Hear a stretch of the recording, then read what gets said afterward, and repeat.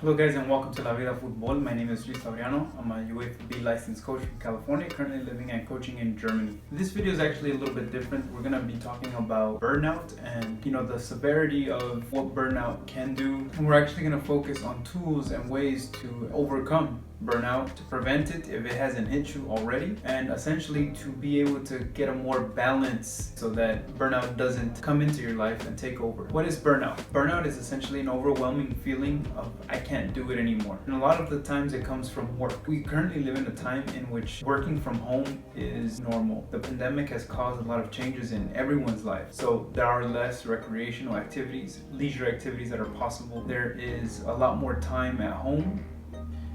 There is a lot less social interaction in the form of in-person interaction.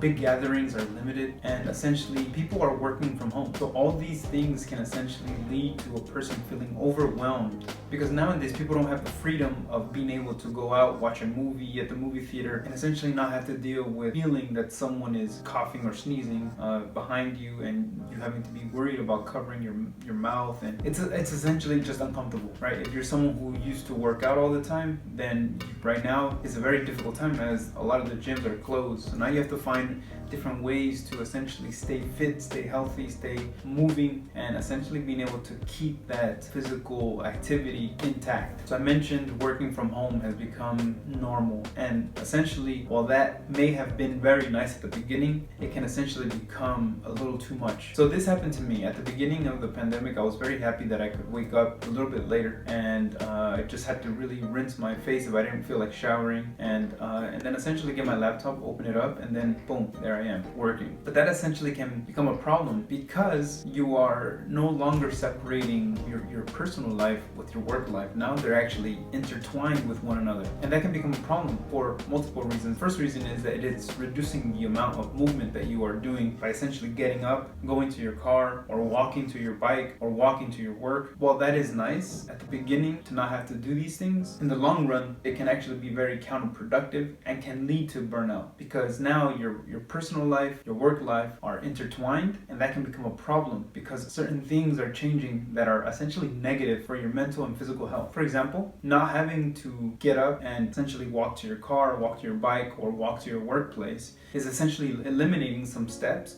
some movement. And the next thing is that by not having to go to work, you are essentially reducing or eliminating your social interactions with other people. And again, when you are locked down and you are restricted and not able to do these things, that can become overwhelming, because then you're left to yourself, your thoughts. Ultimately, the brain wants to be lazy, to think, what is the easiest way for me to get what I want? And this can lead to you not doing anything at home, not getting up to move, not exercising, not eating healthy, not putting in the time to still work on your mental and spiritual well-being, because essentially your mind is telling you, this is comfortable, let's just continue doing this. But that essentially leads to a lot of stress. Your body needs movement, your mind needs to be thinking, you need to be interacting, so you have to find different ways to do that. So those are some negative impacts of what this time has caused, and as a result, many people are getting burned out. So what can we do to essentially rise above this, or essentially to prevent it if you haven't gone through burnout already? Then here are a few things. So the first thing is to remind yourself to get up and move. You don't need to do these actions anymore of having to get up, move, and get to your workplace, which typically involve you moving. Essentially, we have to remind ourselves to get up, to walk around, or essentially getting up to get a glass of water, or getting up just to stretch. Okay, so now this can be very difficult if you're not used to doing this. So what you can do is start by putting a timer, perhaps every 45 minutes, every 60 minutes, or every 90 minutes. But set a timer so that every time that timer goes off, you are required to do 1 minute of moving around, minimum, right? You can do this, and that will not take away from your work time, because 1 minute in a 9-hour day is essentially nothing, right? Do that 3, 4, 5 times throughout your work day, just to remind yourself that you need to get up, that you need to move and get that body working. That is very important. So this is one factor in causing the burnout. So let's work on that factor by getting up and moving and reminding ourselves to move. Okay, the next thing is separating work from our personal life. A lot of people are now working from home, like I mentioned earlier, and now that our work life and personal life are intertwined, we need to find a way to separate. So how can we do that?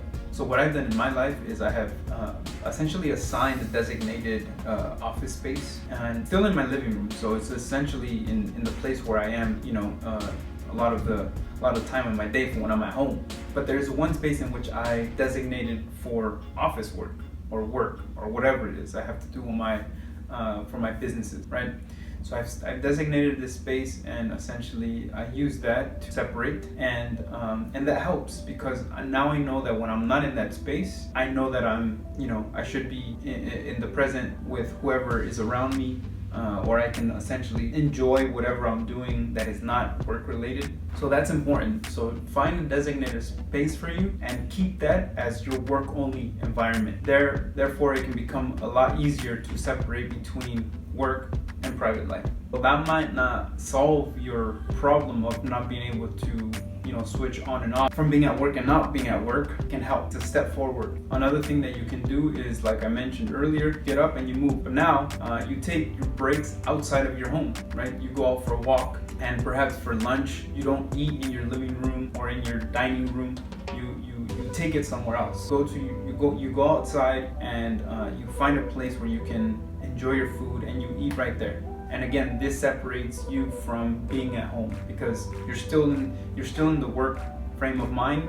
So we want to try to keep it there so that when we go home, we don't have to think about work anymore. So prior to the pandemic, burnout was actually caused by working too many hours, putting too much time and energy into work, and then allowing work to essentially go to your home where your private life is, and essentially it was consuming people. But now the issue is essentially where the two are intertwined and not being able to get separated, right? And this is not essentially like it was before, where it was taking work and bringing it home. This is actually now the other way around. So now you're at home and you're trying to essentially remove that from your workspace. But at the same time, you have the other issue where you're at work, but you are so comfortable in your work in your home that it's interfering with your work, right? So this is a two-way situation here, and we have to find ways to essentially separate those things so that we can be calm and essentially enjoy either work that we're doing or focus on what we're doing. We don't have to enjoy it, but we can focus on the work that we're doing. But at the same time, once we're home, work is done, and we know that, our body knows that, our mind knows that, and we can enjoy that time. Another thing, social interactions have been reduced drastically, and that is due to a lot of things being closed, restaurants being closed, bars being closed,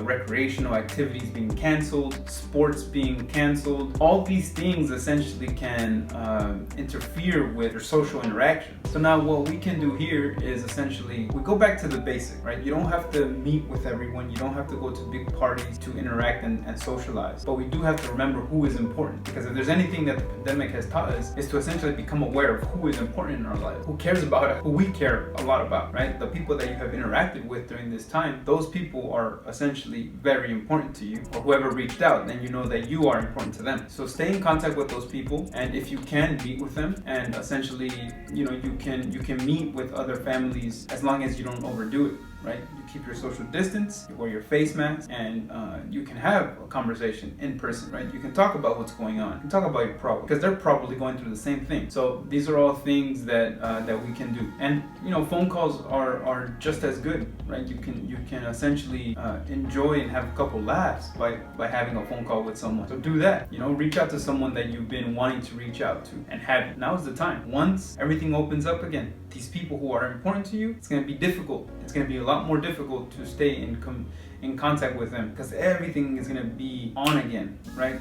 Party, restaurants, bars, theme parks, sport, work, everything is going to be back on, and essentially the people that you wanted to reach out to, you haven't, or you didn't, and now it's going to be even more difficult. Okay, so reach out to those people, let them know how you feel about them, or just to see how they're doing, and essentially that can help with you at this time interacting with people that essentially you care about. Of course, we have a lot of stress, probably sick and tired of staying at home and being at home and essentially doing everything every single day the same way. Bring some calmness into your life. Get into meditation. That's something that I've been doing in the mornings, and it's been giving giving me clarity throughout the day. So that is something that you can try. Challenge yourself as well. So challenge yourself and try to be less conformant on, your situation. It doesn't have to be bad, right? You don't have to do everything exactly the same. Challenge yourself to do something different. Give yourself a challenge. Maybe you reduce your coffee consumption for a week, or perhaps no TV or Netflix for 2 days, or challenge yourself to get anywhere between 7 to 9 hours of sleep, right? Because now is the time to do it, right? We don't have that social pressure to go outside and interact and then come home late and then wake up early for work. You don't have that. Now the only thing that's causing you to stay up is you, or to wake up late. That's you. Essentially, set a timer so that you wake up early, or if you're not a morning person and you're someone who stays up late, then just then wake up a little bit later, but make sure that you're using your nighttime to get some work done. Use that quiet time, whether it's at night for you or in the morning for you, but to get something done, okay? But get some sleep so that your mind, body, and spirit are, alert, aware, and essentially ready for the day. But also take advantage of the quietness, right? If you have some time at night, don't turn on the news, don't be on your phone. Use that time to essentially read, calm down, meditate, or get some work done that you've been wanting to do. But take advantage of this time. This is, of course, a very difficult time, but we can use it to our advantage, right? If you're someone like me who has a YouTube channel, then use the time to produce as many videos as you can. That's what I'm trying to do, right? I'm trying to get at 2 videos a week, and this is the time for me to do it. I have no excuse, right? I have no excuse. It's just a matter of getting up and getting the job done. But you guys can do that too. It doesn't have to be making YouTube videos like me. It could be whatever you've been working on or been thinking about doing, and essentially just try to make time for it, because it's possible. At the end of the day, it's possible. So that's it for this video. This is a little different, of course, but this is actually something I've been wanting to do. So to integrate a mindset series where I talk about things that can help you as a player, as a coach, as an athlete, as a sports person, to essentially get in the right frame of mind and essentially improve yourself mentally, become mentally strong, because that is essentially the goal for 2021, right? After 2020, everybody has gone through a difficult time in 2020. So now let's try to make 2021 the year in which we essentially build our mental strength. So thank you guys for watching. Remember to subscribe, hit that like button if you like this video, and if you have any ideas into what I can talk about for this mindset series, comment that in the comment section below. Thank you guys for watching. I'll see you guys next time. Ciao.